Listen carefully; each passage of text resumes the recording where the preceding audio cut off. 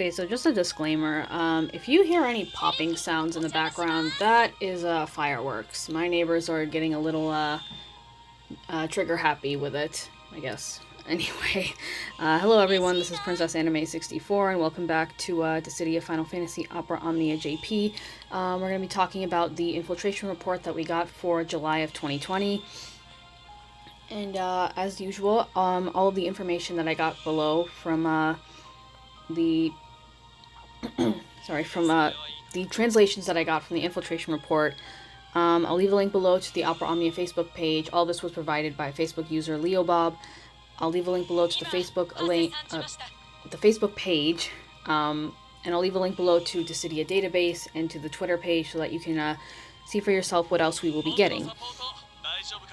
So for starters, we have story content, which is going to be Arc 3, Chapter 1, Part 1, which is called Eternal Light. So this begins on June 30th, and the story is divided into two parts. So in the first part we have right now, and then the second part will be released in early July, or I guess like later on, probably in a week or so. And it will also feature a new character who is searching for their father. That's the hint that we have so far. And as you can see, Onion Knight is shown on here because he is receiving his limited weapon and his burst, and he's also getting a limited board along with Gao, or an LD board. And to celebrate this, 2 banners will be available, and the first poll will be free. And the synergy characters, I don't know if they, yeah, here you go. So the synergy characters, and as well as level 80 Awakening, so they feature Onion Knight, Gao, Saz, Snow, Alisai, and Cater. And they also added more 7-star armors into the mix, so we have Onion Knight, we have Offmao, and we have Null. Just a little more information about our event character. So as mentioned before, it says that Arc 3 Part 2 will feature a new character, and the hint for this character is that he is a serious young boy who is troubled by having parents of great status, and the answer to this is that it is Theodore from Final Fantasy IV The After Years, which I never really played, but I'm excited nonetheless, because I do kind of want to do a Final Fantasy IV theme team sort of thing. Next up we have a campaign to celebrate Arc 3 coming out. So this starts on June 30th, and it mentions that certain banners will have a free first multi, and special missions will be added for clearing Arc 1 and Arc 2, and EX tokens will be available.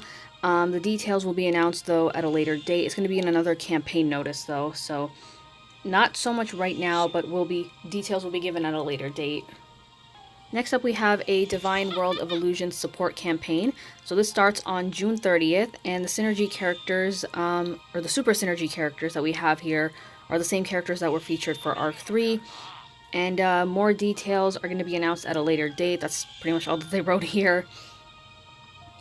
So next up we have, so this is in regards to FEOD Transcendence. So this will begin in the second half of July, and our requirement is just to clear up to FEOD Stage 5 so that we can access FEOD Transcendence, and again, more details at a later date. Next we have our Lost Chapters for July, which will feature Arciella from 11 and Kais from Crystal Chronicles. I would recommend saving gems for these two, because when they first came out, they were busted characters, so it's only a matter of thought as to what their LD weapons are going to bring. So I for sure am saving for both of them, because I do want to see what their LDs do. Then lastly we have our, yeah, here it is. So we have our, our monthly rewards, or monthly gifts. So we have 5,000 gems, 5 armor tokens, 20 draw tickets, and 1 power stone. These will be distributed from June 30th through July 7th, so be sure to pick them up at the appointed time. Alright, so now we have the producer notes here. So this is just in regards to character reworks, or character adjustments, you could say. So on July 17th, Squall will be getting a rework, and then on July 27th, Gabronth will be getting a rework as well. As for the details, I mean, they will be announced later on, though. We usually get a video notification for them on social media, so I would say, mark these dates if you do want to see what they bring with their reworks. Alright, so for the last bit of producer notes, so this is in content, so this is talking about the updates for story, lost chapter, and for artifacts. So the first one, which talks about story and lost chapter. So as part of the update, hard difficulty will be accessible without having to clear normal first. And for the longest time, if we wanted to do the story quest or a lost chapter node on the hard difficulty, we had to do normal mode first. And now we don't have to do that. It'll be accessible from the start, so that saves us a lot of time. We can just do those right off the bat. And what's also cool is that they mentioned that once you clear a quest on hard difficulty, it's also cleared on normal, so that's really nice. So the second update, so regarding the artifacts, and this is something I think a lot of us can relate to. So there's currently an issue concerning artifact inventories filling up quickly, which requires players to enhance them before playing co-op. And that's the thing though about co-op. If you're using like a support item, usually like that fills up a lot faster because you get a lot of Idogas and Idojas, and then you can't clear co-op because you have so many of them, and you have to spend a little of your time trying to enhance them so that you can clear up space, and then lather, rinse, repeat. So changes will be made to this issue, and it will be scheduled around the end of July. Since it's difficult to explain here, it will be announced at a later date. It's either through an in-game notice or during the next EX program. So yeah, it is kind of how do I say it? The update is like kind of far, but at least it's being addressed.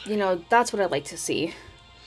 So that pretty much covers up everything for July's Infiltration report. So thank you guys very much for watching. Be sure to like and subscribe. Let me know what you are excited about for this month, and I will see you all next time.